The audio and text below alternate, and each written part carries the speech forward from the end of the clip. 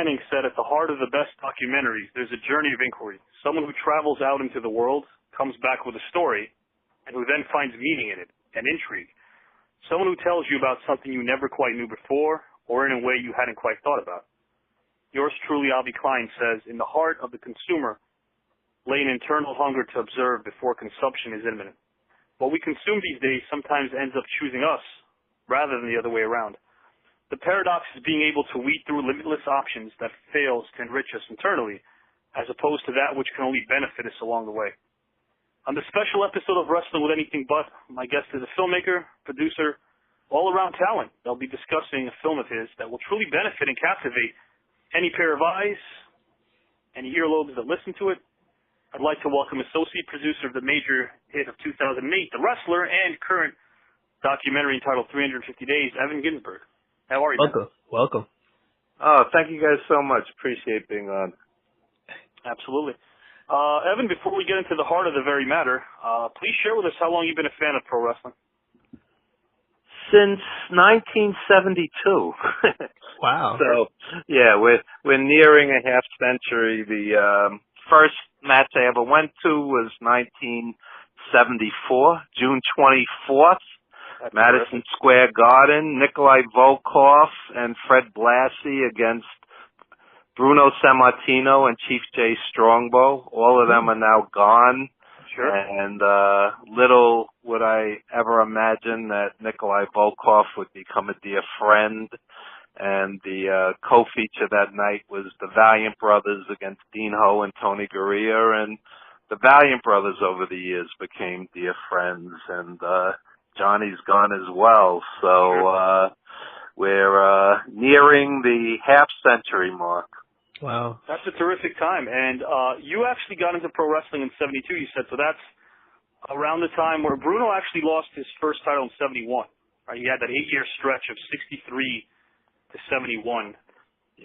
So when you Pedro was the champion at the time. Right. Yeah. And Pedro was beloved in New York, and when Pedro passed recently, it was a childhood hero. And for whatever reason, WWE has neglected him and really virtually forgotten him. And I don't know the politics. I have no idea why. But he was even around during the early parts of the rock and wrestling era, and even a bit after that, but he wasn't utilized. He was almost I won't say a jobber to the stars, but he was almost an afterthought in the mid-'80s. He was still around, but he was an afterthought. You're right. It's a good point. Yeah. It was almost shocking to see Pedro lose at the Garden, because he was, see, I'll tell you something that's not well known. The Intercontinental Championship was basically created because Backlund was not the draw that Bruno was, and not to take anything away from Backlund, because it's like apples and oranges. Sure.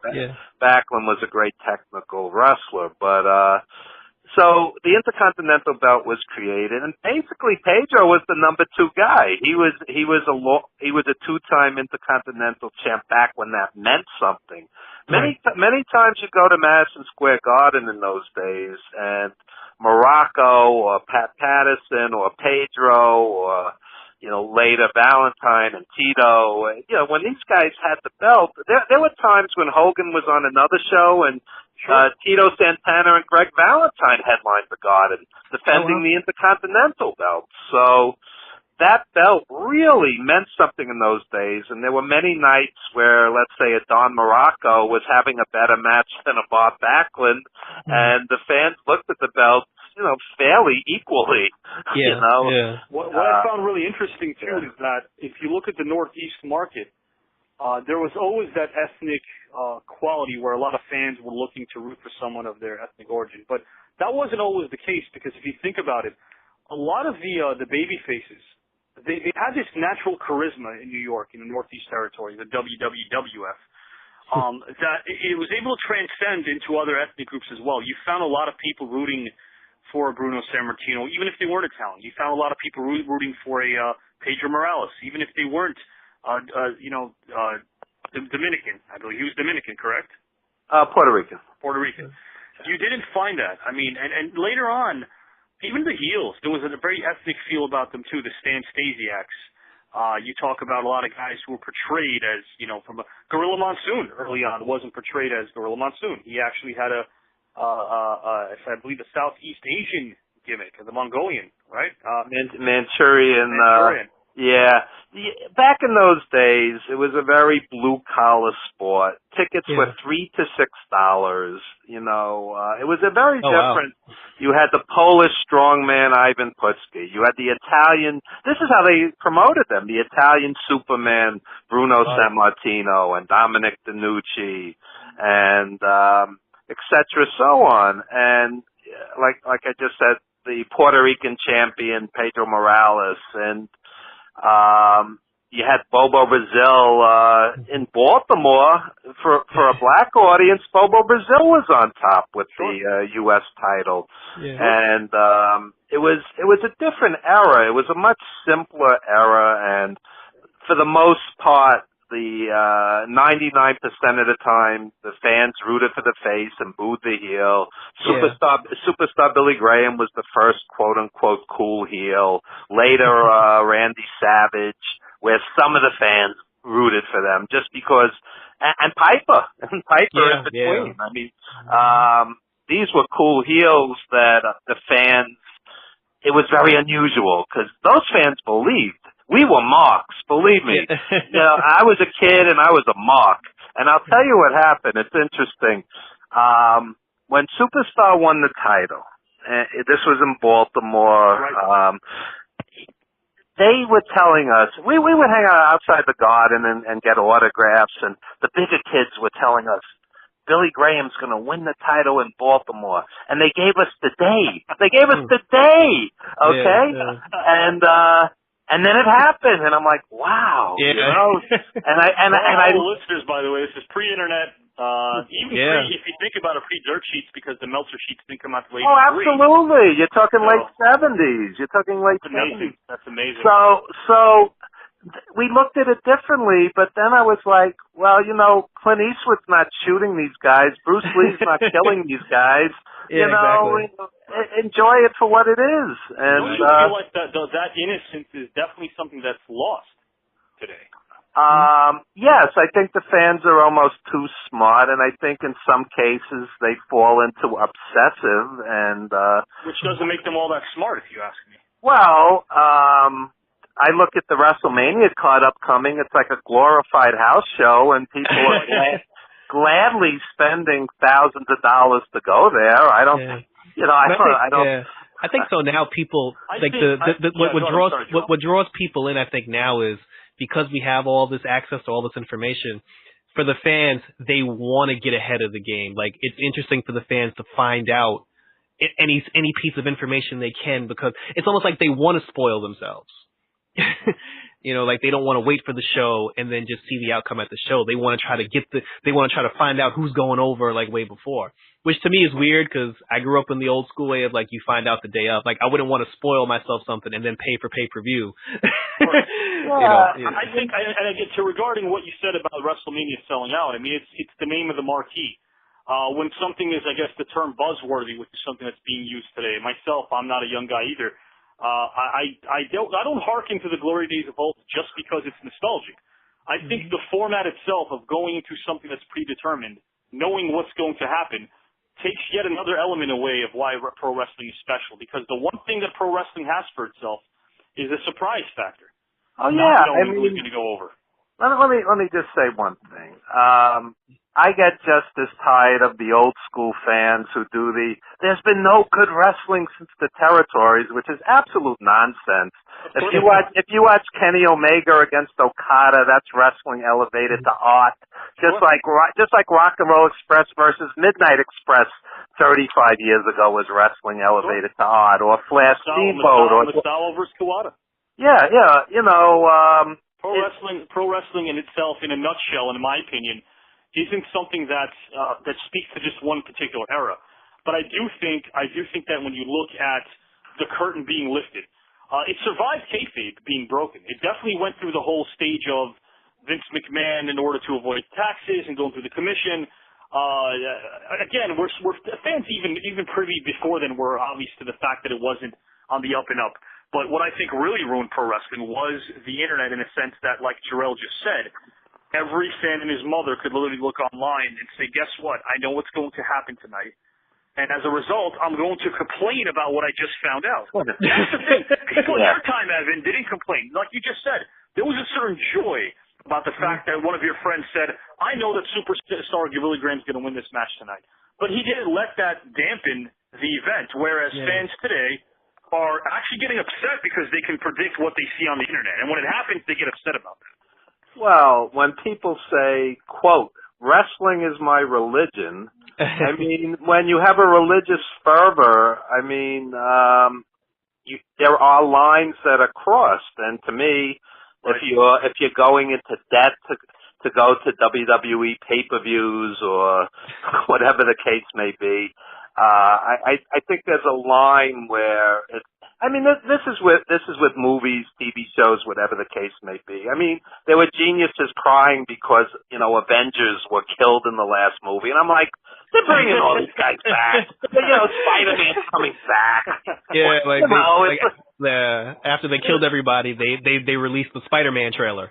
Of course. I think being bitter, is actually sort of like the new way of being a fan. I think being bitter about something brings them back anyway.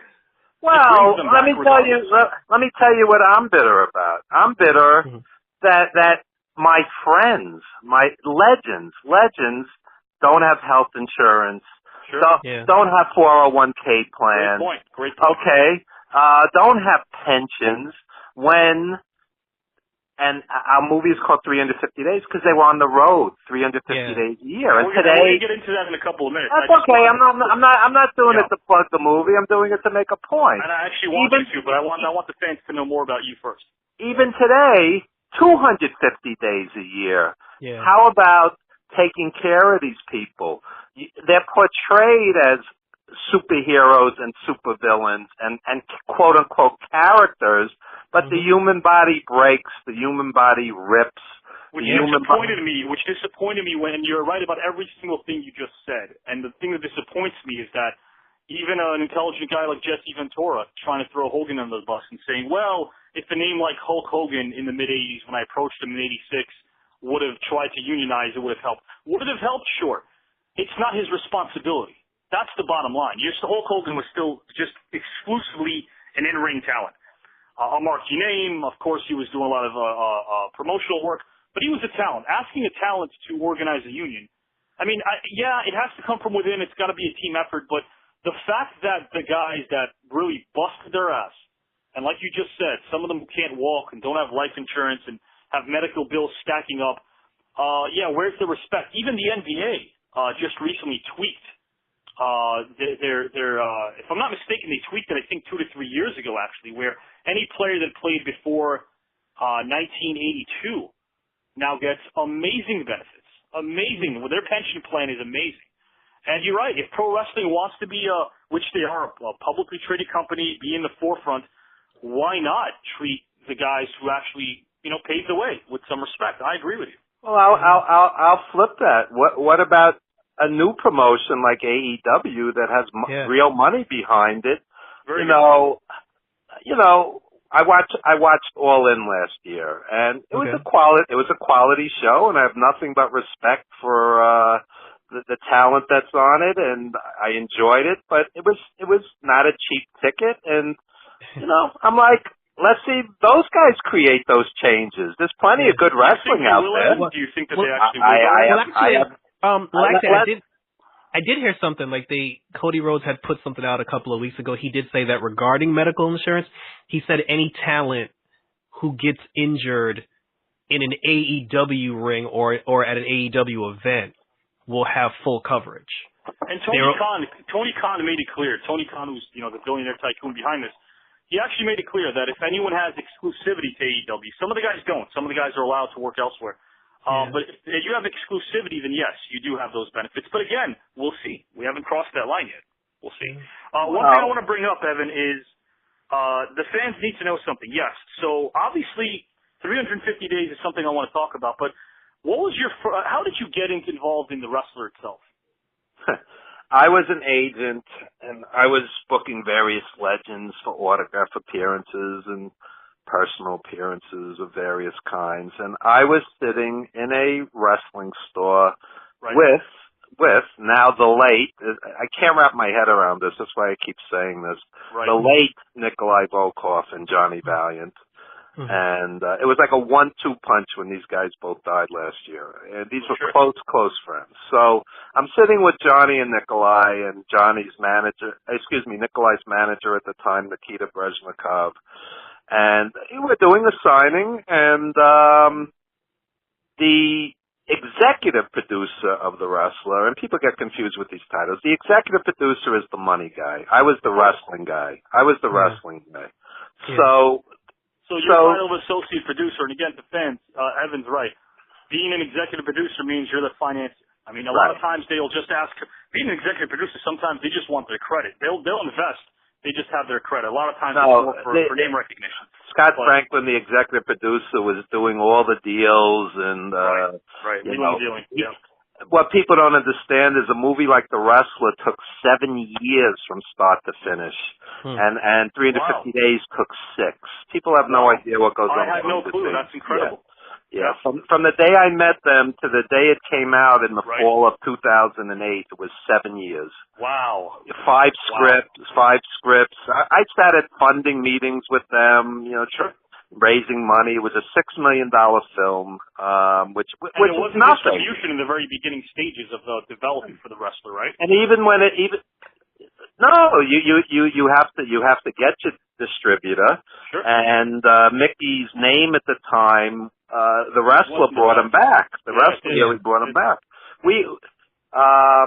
So basically, I'm sitting in this wrestling store, and the best friend of the executive producer happens to be there, and he says, my friend's producing The Wrestler for Darren Aronofsky. And I knew Darren Aronofsky from Pi and Requiem for a Dream, and I knew him as a quality filmmaker, and you guys would be perfect. You guys should meet. And, so we exchanged business cards like I've done thousands of times. Yeah. And I kind of took it with a grain of salt. And, months later, I get a phone call. Let's have a meeting. And next thing I know, we're meeting with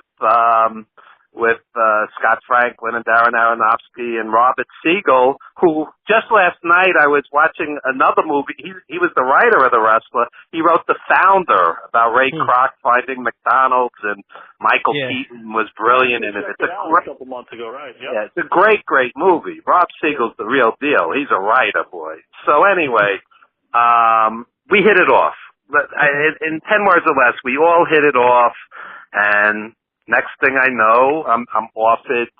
You have to be the wrestling guy. You got to bring us the wrestlers, the ring, the Mickey stunt double, et cetera, so on. Yeah. And I did 5 or 6 casting calls, and I brought in Ring of Honor and Necro Butcher and Ron Killings and Romeo Roselli. I mean, I don't know. You guys may not remember all the details, but there's a scene at Jersey All Pro, and Mickey's in the stands, and Ron Killings wrestling Romeo Roselli, et cetera, so on. I mean, basic.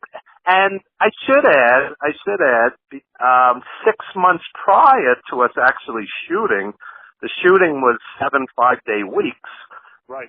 I took them to various independent wrestling shows, and we would sit in the locker room and pick. Jersey All Pro that was run by Jeff Shapiro, correct?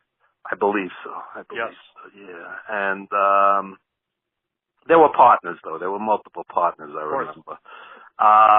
So we're sitting backstage and picking King Kong Bundy's brain one night, and the Ring of Honor guys another night, and et cetera, so on. And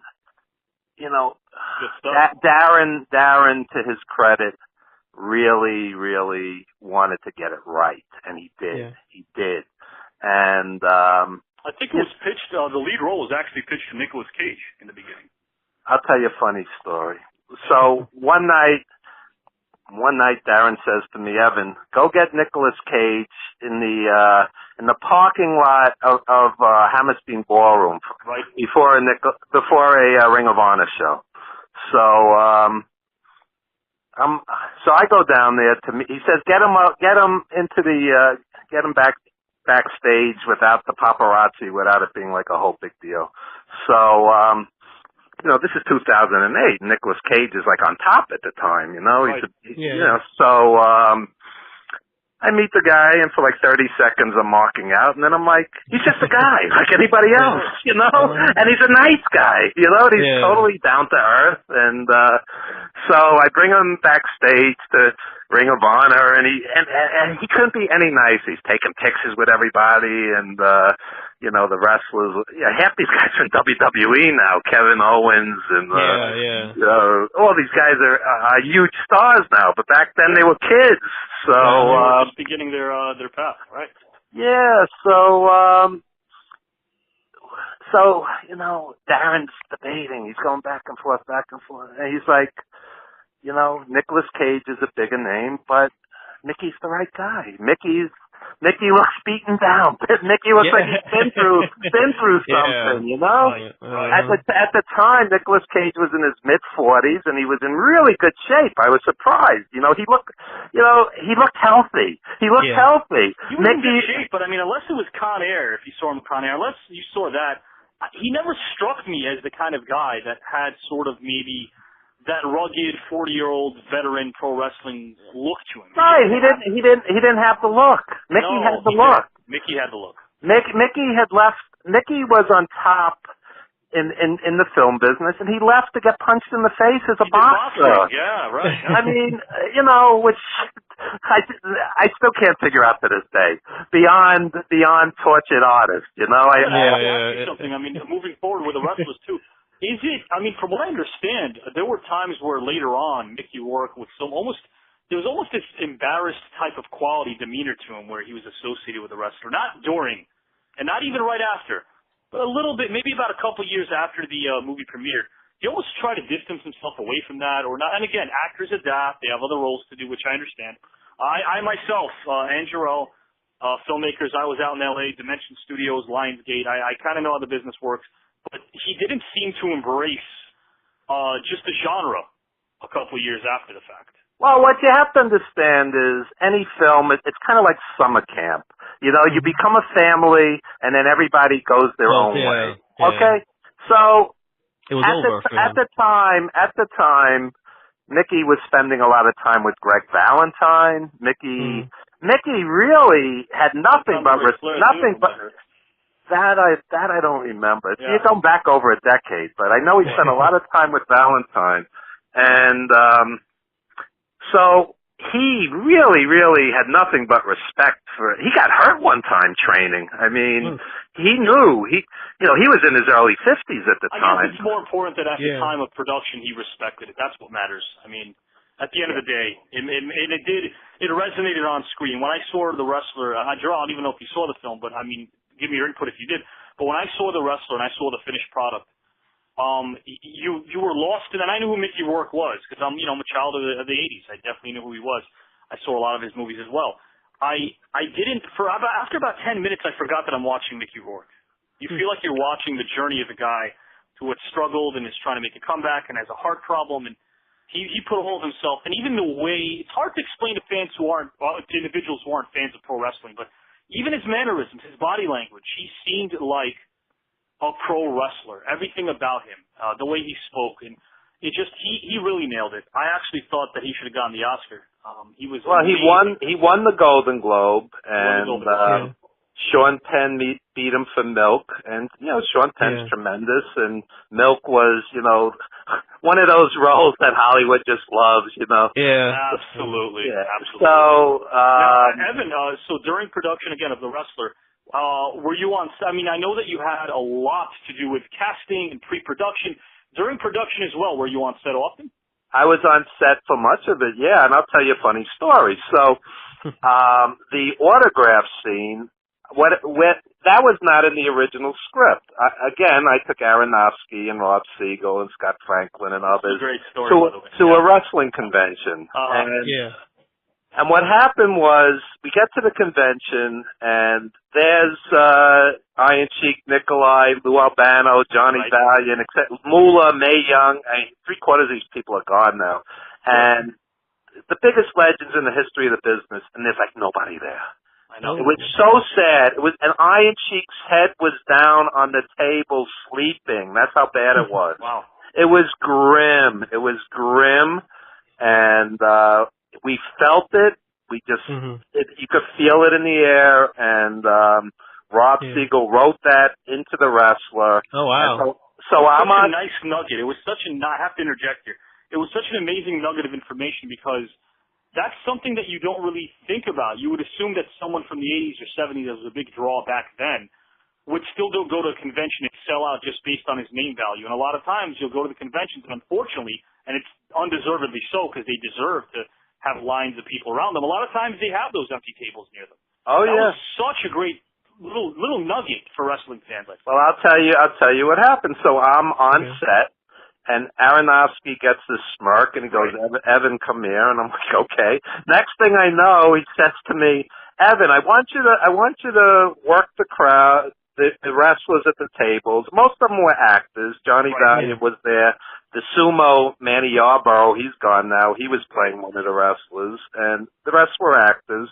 He says, work the tables. Walk up to Mickey last, ask him for an autograph and a Polaroid. Okay, so the second director comes over, and the script just says, thank you for the autograph. Mickey whispers in my ear, he goes, improv it. He thinks I'm an actor. I never acted in my life.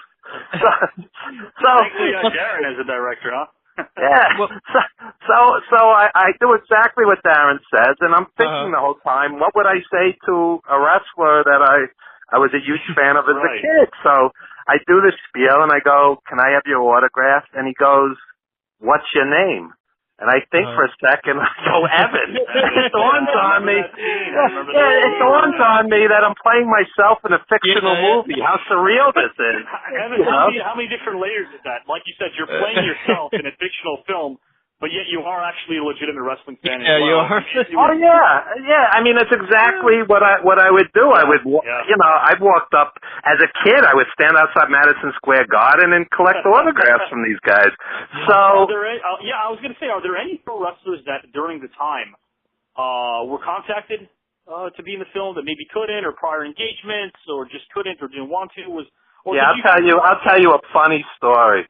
I go down to Gleason's gym. We're trying to cast the lead villain, the Arab character that battles Randy the Ram.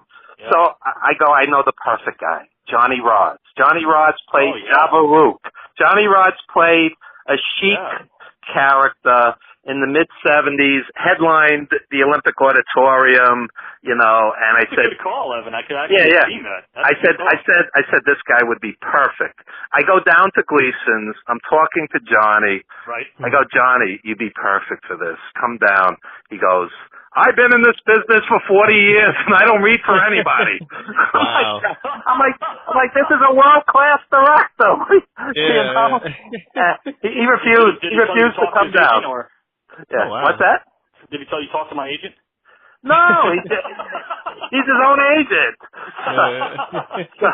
So I love that. I love it. You can lead a horse to water. Right, but I have to say, as you know, Johnny Rod's an amazing trainer. Really, really good. Johnny Rods is a world-class wrestler. Speaking about fan ignorance, they judge people on a one-loss record. This guy, I saw wrestle Billy Robinson at the Garden. It was a clinic. By the way, for fans who don't know who Billy Robinson is, use something that you like to use all the time, and it's called Google. Google Billy Robinson. Billy Robinson, to me, in my opinion, Carl Gotch and Billy Robinson were the best pro wrestlers in the ring, technically, that I've ever seen in my life. Oh yeah, unbelievable. These guys went toe to toe like it was Lou Thesz and Pat O'Connor. I mean, it was unbelievable. Then I said, would you agree Karl Gotch is another name gets lost in history these days? Absolutely. And a lot of this again is WWE's fault because they don't acknowledge these guys in their Hall of Fame or they threw Lou Thesz in there with a group of 20 other guys. Yeah, ridiculous. Crazy. Ridiculous. When I saw that, I remember calling Jarrell. I don't know if you remember this, Jarrell, but when that happened, I know everybody was talking about some of the other stuff and highlights. I was brooding. that Lou Thesz it's like sharing the hall with 25 other inductees and not getting like the light, spotlight shined on him. Thank God, Gorgeous George got inducted alone. But yeah, I agree with you. I mean, so Lou Thesz was in a class by himself. I mean, yeah, he was even better. Over 5 different decades. He actually finally retired in 1990 in a match against Masahiro Chono, and he was like 71. Yeah. He was almost as good as Beth Phoenix. Anyway. Whatever. Did you miss? By the way, I have to mention this too. I'm doing a piece. We're gonna do later pieces about. We're doing tribute shows to a lot of the guys. Karl Gotch is someone I want to talk about. This guy survived near and dear to my heart. He survived the concentration camp. I mean, this guy literally saw hell, like went through hell and back. A lot of the guys were tough as nails too because Lou Thesz was one of the first guys on a national scale to have said. To have wrestled in both the Carney style of wrestling and also was able to adapt when pro wrestling became the premium sports entertainment brand that it is today. People forget that Lou Thesz is the forefather of that. He's the forefather. I saw Lou Thesz and Pat O'Connor win an Old Timers Battle Royale at the Meadowlands. You can watch it on YouTube. 87. Yeah. I'm there, and these guys were old men, and they were unbelievable. Unbelievable. Yeah. Right? Yeah, sure, absolutely. So the thing I wanted to ask you about, like, moving away from The Wrestler, which was an amazing hit. So you began, I'm assuming from what you said, it was a 7-year period, so 01 to 08 when it finally got released. Yeah. 350 days. How long of a process was that until it's going to premiere soon? But how long of a process was it? It's been a 6-year process, and about a dozen of the guys in the movie in various capacities are gone. George the Animal Steel, Hot Baker, Larry Sharp, the Wolfman, Don Fargo. They're all gone. Nikolai. I keep going back to I can't wrap my head around it. Evan, I understand you because if you look at the first half of last year, the death toll wasn't it, but then when you marched into the summertime, literally within a week you'd see a couple of guys go, and then by the end of the year the list just piled on, and all the way to the end of the year when Dynamite died. I mean, it was just insane. It was here's the thing though, why it's so shocking with Nikolai. I would go on the road with him, and I shared hotel rooms with him. This guy would be up 6 a.m. doing 300 push-ups with blocks that he carved in the old school. Incredible. That's incredible. Eating nuts and seeds. This guy wouldn't eat a slice of pizza. He was a health fanatic. Save his money. Right. Not just to save his money. He was a health fanatic. Oh, I see what you're saying. And we thought he'd live to 90 or 100. I mean, this is the last guy you thought was going to die relatively young. He was 71. Is it safe to say that took the wind out of you when you found out that he passed? I'll tell you exactly what happened. I do a radio show Sunday mornings. About a half hour before the show, somebody called me, and I was just devastated. I was devastated. Yeah. Sure. And the irony of it was I had blues musicians on the show. It was so fitting. You know, the situation and everything. Yeah. So, he called me from the hospital, and he goes, Evan, I'm feeling better. I'm going home in a few days. They cleared up an infection. He goes home, and his wife finds him dead in bed. I was stunned. I was stunned. Yeah, that's sad. Yeah. I actually met his brother Luca. He has a brother named Luca. And we shared a funny story that when Nikolai was the executioner, we used the third executioner. I don't know if a lot of fans remember this, but he was executioner 3. One of the WrestleManias, right? Yeah, he was executioner 3. He played Boris Brezhnikov too, which was a spin on the premier of the Soviets at the time. But Nikolai Volkov, from what I understand, even by speaking with his brother Luca, an amazing man, just an amazing, humble guy who could not have been nicer to his fans. Okay, I'll sum up that story. Bret Hart, when Nikolai died, said, quote, Nikolai Volkov was the nicest man I ever met in wrestling. There you go. There you go. Yeah. Imagine how many people Bret Hart met in wrestling. Oh, Exactly. I mean, yeah, of course, many times over. This guy, let me tell you something. Yeah. When my mother died, Nikolai Volkov called my house, and it meant a lot to me. You know, Johnny Valiant, Jimmy Valiant, Lanny Poffo, these guys called my house. And when your childhood heroes are there for you at your lowest point, Nikolai was a dear friend, and people don't realize how this guy main evented the Garden. I believe it was 11 times. Sure. You know. Sure. And Ivan I get the two. Nikolai and Ivan Koloff. One main evented. Nikolai, I believe, main evented 11 times, and Ivan 13, or vice versa. But it's unbelievable. And Ivan Koloff's not even in the Hall of Fame. Let's talk about something else regarding Nikolai, which I know you'll agree with me. Nikolai grew up in a socialist republic of Croatia. I mean, he was portraying, and a lot of people don't know this, that's how much of you talked about actors before, and we talked about The Wrestler and Mickey Rourke.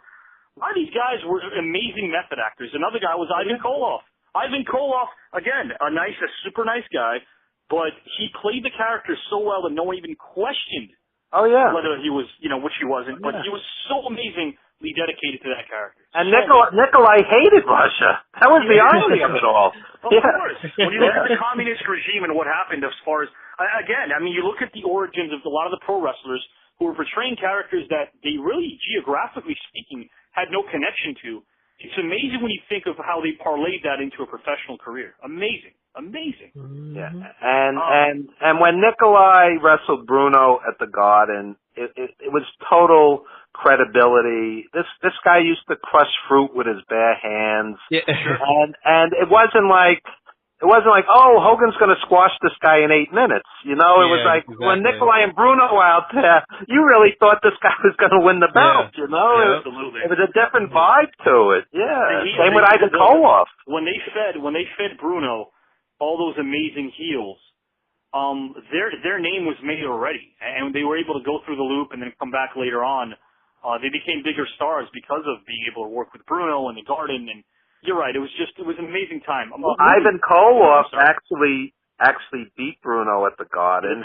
And back in those days, even Stan Stasiak holding it for a couple of days, you had such credibility because the belt meant something. It meant something. Yeah. Those very, very short runs that Iron Sheik and Ivan Koloff and Stan Stasiak had, that meant more than Randy Orton winning 12 times or whatever it is. I completely agree with you.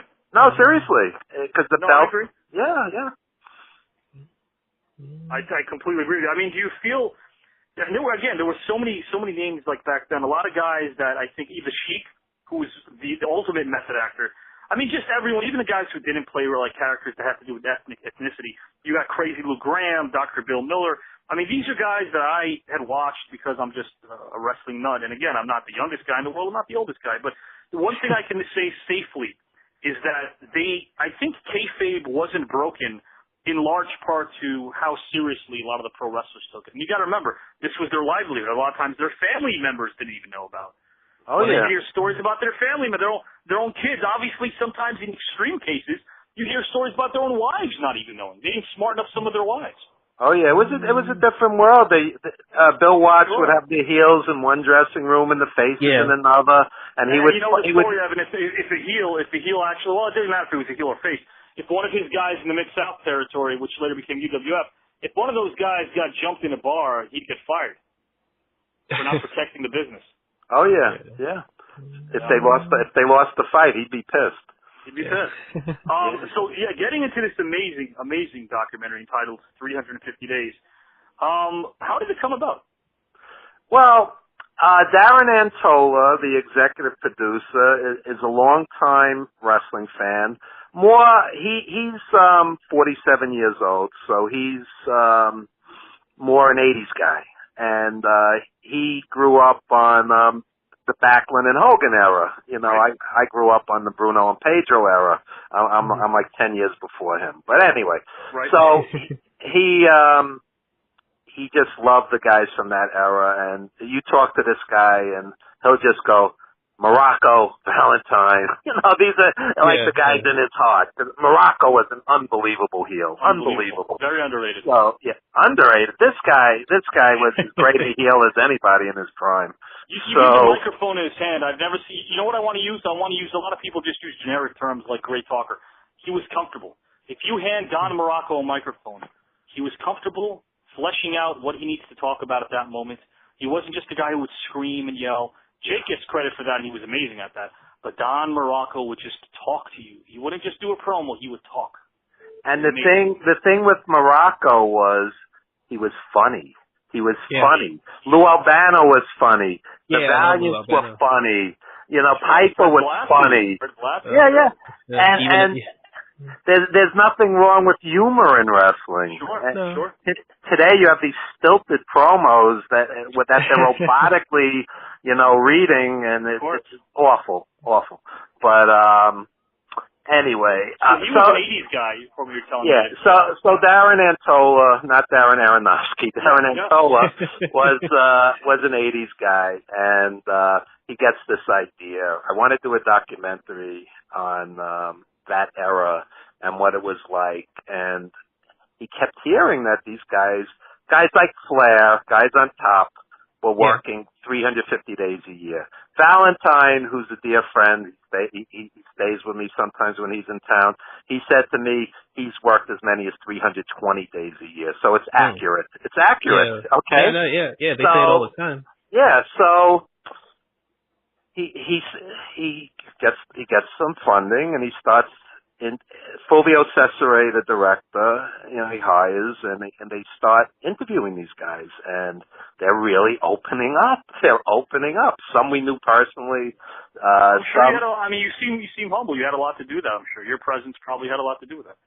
Well, these guys started the project before me. I came on later, so I don't want to take credit for everything, obviously, but you did have familiarity with a lot of these guys. Sure. A lot of these guys are dear friends, and I'll tell you, guys like Valentine, even in the trailer, you could get a taste of it just watching the trailer on YouTube. He goes, I'm on the highway doing 8 balls of coke with Piper. You couldn't be any more open than this. No, you can't. And he's not endorsing it. He's just telling the truth. That's how it was. That's the way it was, and a lot of it has to do with, especially with the old school guys, a lot of it, because they were brought up in an environment where they couldn't share anything, it was their livelihood to keep everything as close to their heart and their chest as they could. A lot of it has to do with the fact that they did probably feel comfortable with you, because as an interviewer, even someone who kind of understands the business has evolved, as older as they got, they still probably feel like they don't want to share a lot of specific pieces of information unless they know that they're talking to someone they could trust. Well, again, the crew, Darren Antola, Fulvio Cesare, David Wilkins, another producer. Everybody came in with respect. It's not an expose on the wrestling business. It's showing that these guys sacrificed mightily for their art. For their art. Johnny Valiant used to say, "This is my art." And these guys wrestled night in and night out, in pain, in terrible pain, and to entertain us. And I tell people all the time, I could tell you stuff that happened in the 70s and 80s that's vivid, and I could go to an indie show like 2 weekends ago, and it's a blur of meaningless spots most of the time. Sure. So these guys created memories, and another thing that people don't really address that often is when you go back generations to wrestling, inevitably you went with your father, your mother, your grandmother, your grandfather. Yeah, sure. And now they're gone. These are among your greatest childhood memories, that your dad took you to whichever arena in whichever territory. Sure. And these guys, are heroes to us. And so when you're doing a movie like this, they sense there's respect. It's not, you're not grilling them like it's an expose. No. And they probably wouldn't stand for it either, obviously. Yeah, I've done hundreds of interviews over the years, and Sure.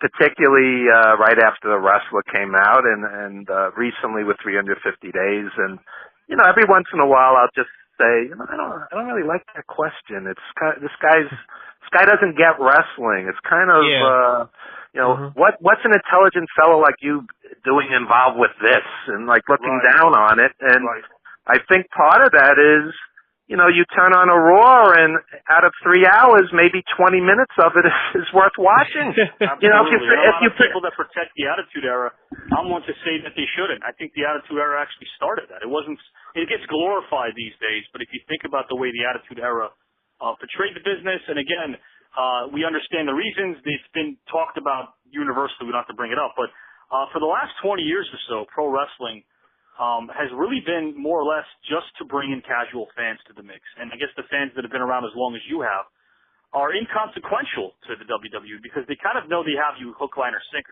They feel that way. They feel that regardless that the old school fan or the diehard fan will always be a fan. They're just always trying to. You got to remember too, the people forget about this. People that always talk about the John Cena's of the world and say that, this is a guy who who just gets booed all the time. They don't realize. The demographic, the age demographic of 5 through 12 is so important in WWE, so important. And he, as long as he has a stranglehold over that demographic, he's doing his job. Well, in the old days, it was about selling a ticket. Now it's about selling a T-shirt or selling a $425 championship belt. It's a different game today. So different, Evan. And you know what? Some of the guys here, I want the listeners to hear this. Bret Hart, Lex Luger, Ted DiBiase, Superstar Billy Graham, Greg Valentine, the late Nikolai Volkov. These are just some of the guys that were included in the documentary. Would you say that there was a couple of them that were maybe a little harder to track down or convinced to do the documentary, or were they all pretty much gun-ho? For the most part, they were willing. And part of it was not everybody was following the Wolfman around with a film crew or Don Fargo, whose career peaked 30, 40 years ago.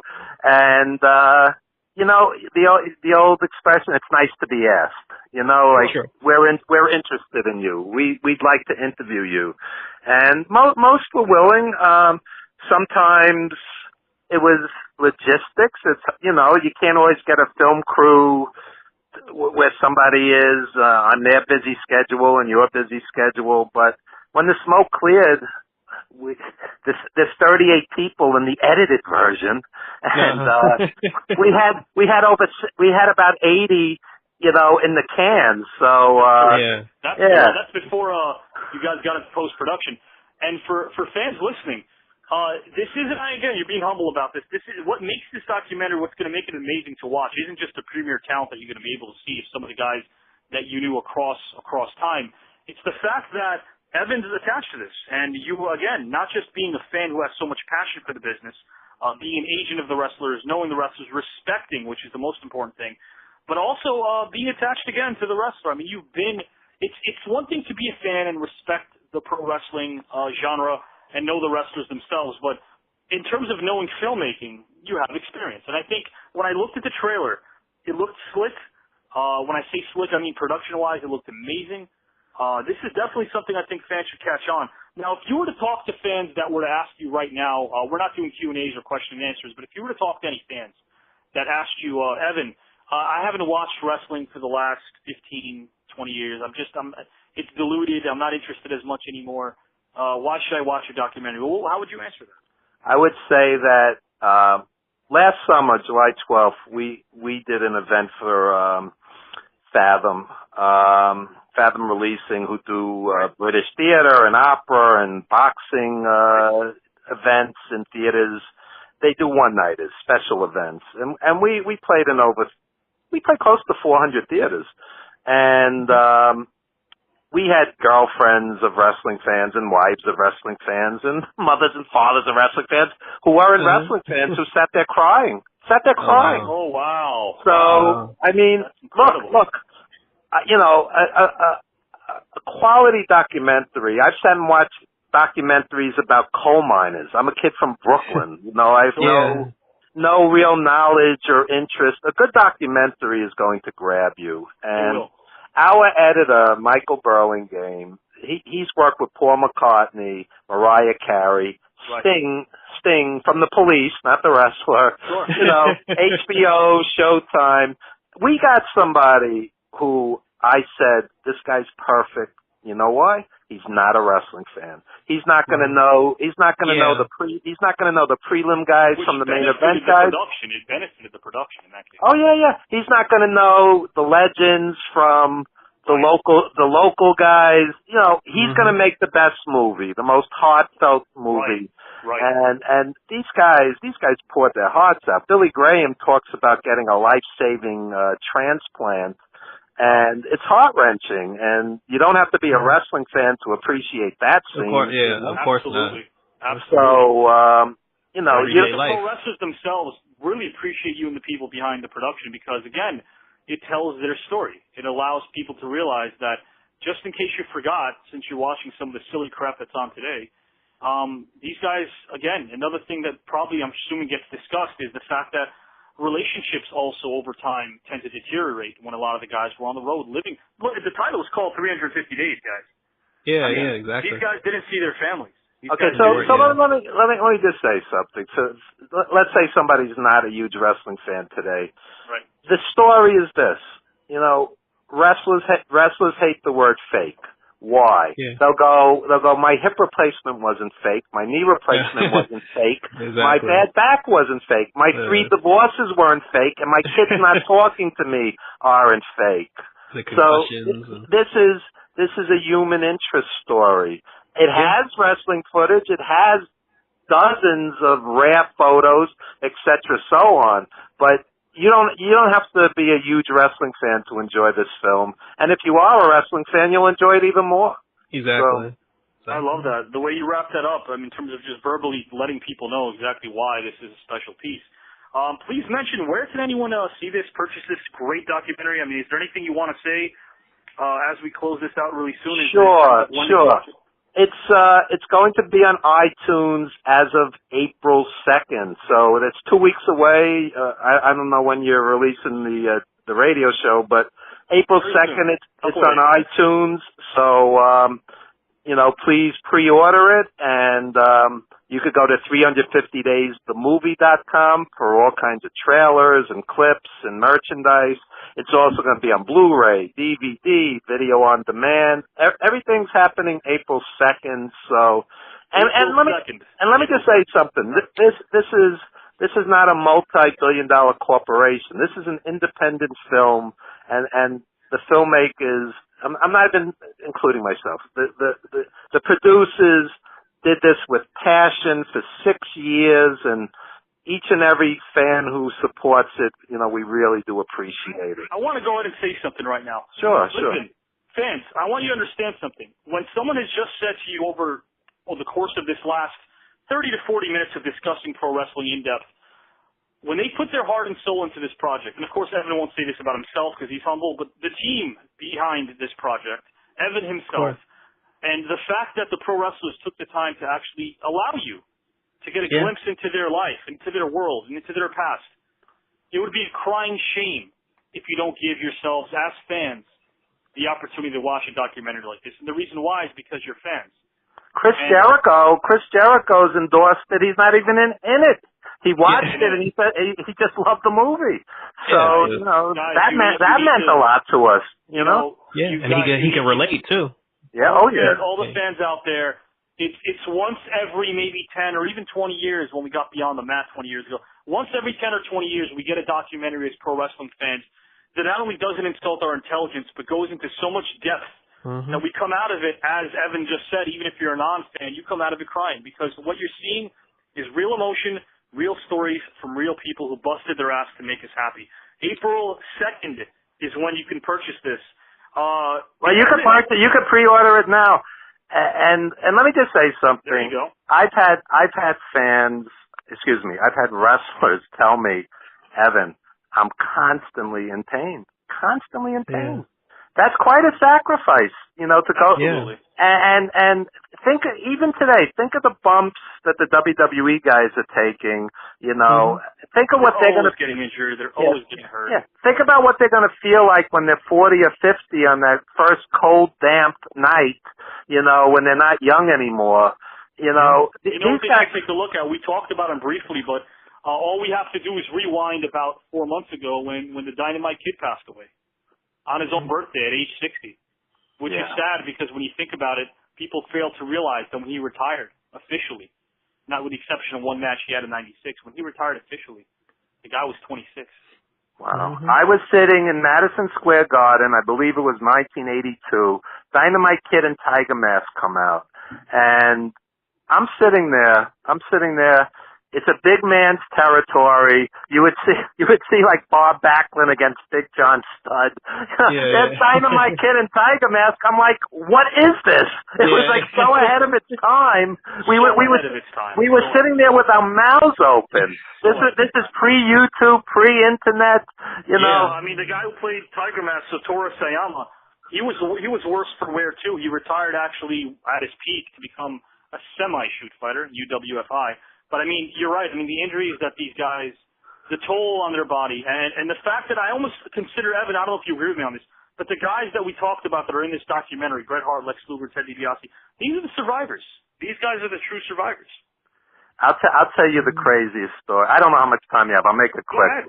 Go ahead. Johnny Valiant and Jimmy Valiant are headlining a match in the Chicago Amphitheater. And this has nothing to do with the movie. Sure.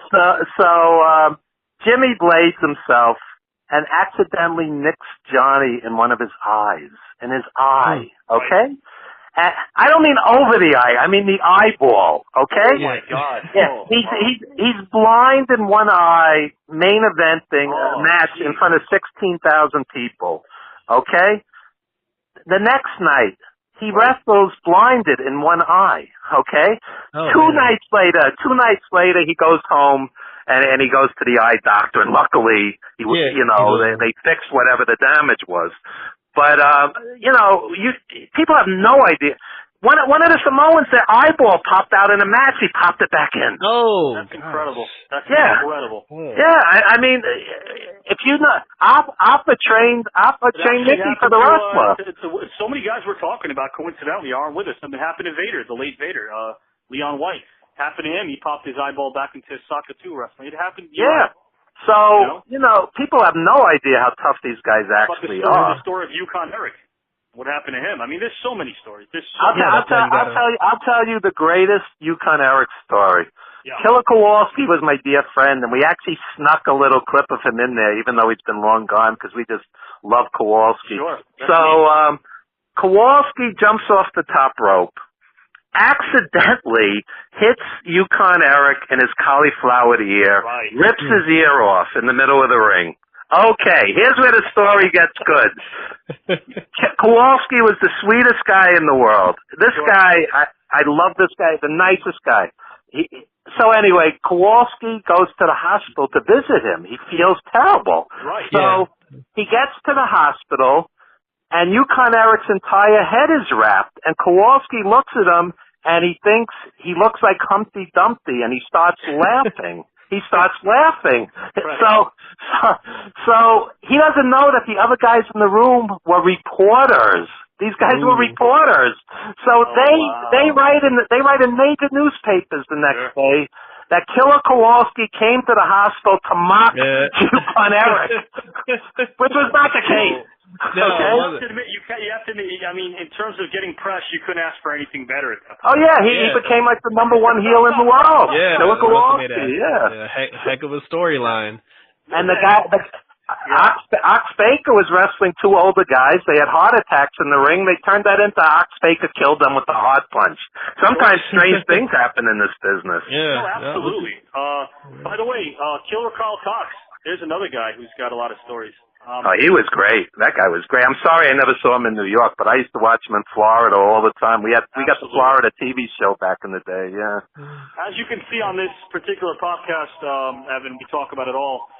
We definitely talk the old school because that's our school. But at the same time, we do respect the fact that not only that you were on, but we respect the fact that as pro wrestling fans ourselves, and by the way, we do have an announcement.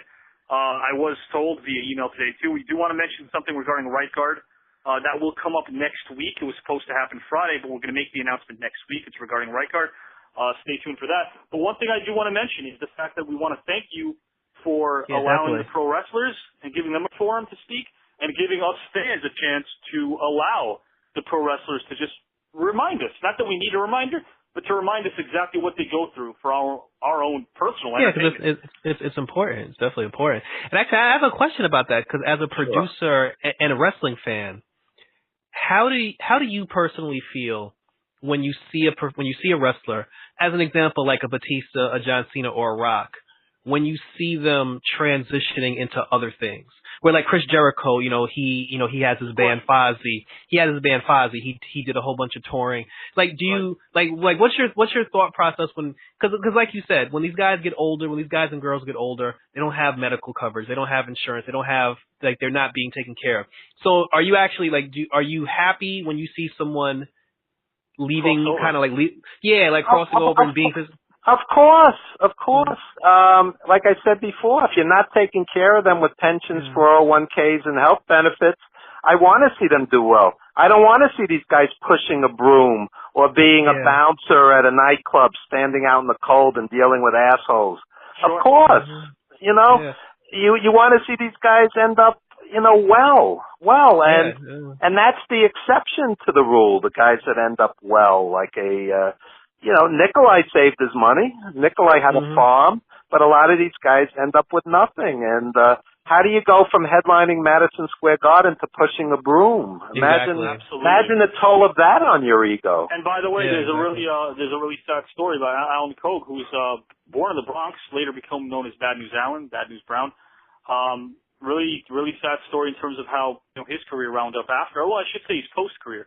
It happens to a lot of the guys. It really does, and it's because of the fact that, as Evan said, where's the pension? Where's the relief? Where's the respect? We at least know that we have all the respect here in the world on this podcast. And Evan, we definitely want to bring you back on because you're not only a wealth of information, you're a humble guy, you're a nice guy, and there's Thank you. For my own personal satisfaction, I think I could definitely talk old school wrestling with you for hours. So I think we need to have you back. And let me just say something. I subscribe to Ring of Honor Club. I subscribe to New Japan World. I'm not one of these just living in the past guys. I go to indie shows all the time and support the indies. That's great. I think wrestling is in a boom period. And I think if you pick and choose, as opposed to just mindlessly watching anything they throw at you, I think there's tons of great wrestling. And if you lean more towards old school, you could sit on YouTube 24/7 and watch great wrestling. Yeah. So.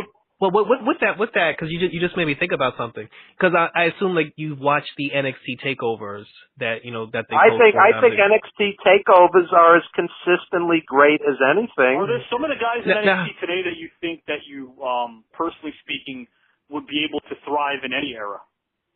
In NXT? Yeah, currently. I think Adam Cole has a lot of charisma. I think Roderick Strong is as consistent an excellent wrestler as I've ever seen. Right. I've never seen Roderick Strong in a bad match. I'm a Ring of Honor fan. Right. I think guys like Roderick Strong, Homicide, who's still out there. These guys never have a bad match. Never. No, but when you watch these NXT takeover shows, because again, like you said, you went to Madison Square Garden, you were actually there, and as a kid growing up, I always remember watching the wrestling shows on the MSG network. But can you make a comparison or talk about the very subtle thing where, like the old MSG shows, they would always black out the crowd and just focus the light on the ring, and when you watch the takeovers, a lot of the NXT products, they do the exact same thing. And as soon as the thing with the takeovers is you have 5 or so matches, okay? Yeah. And in the old days at the Garden, you only had 6 or 7 or 8, maybe 9 matches at most.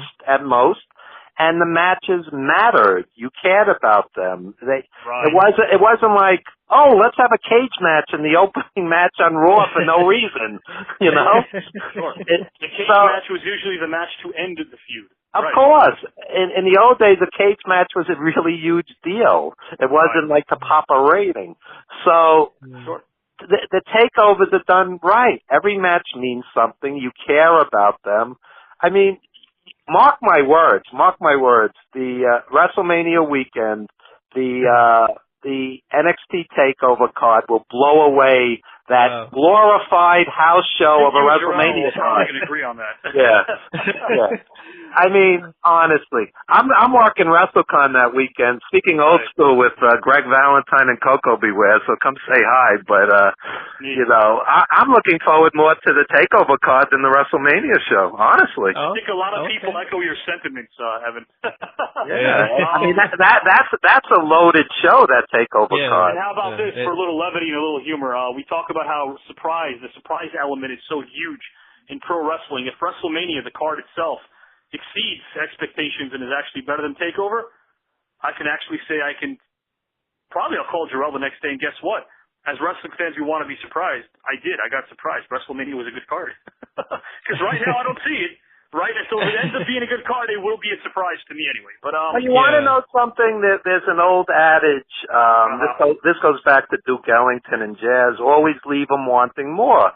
Takeover, you'll have the 5 matches. You go, that was great. I want to see more. WrestleMania, it's overkill. You don't need 7 hours of wrestling, 8 hours of wrestling. No, you don't. You really don't. You're numb by the end of it. Yeah, we joke about that. We joke about that all the time. We say that the kickoff show will probably start at 10 a.m. and by the time Brock Lesnar comes out for the main event, it'll be about 2 in the morning.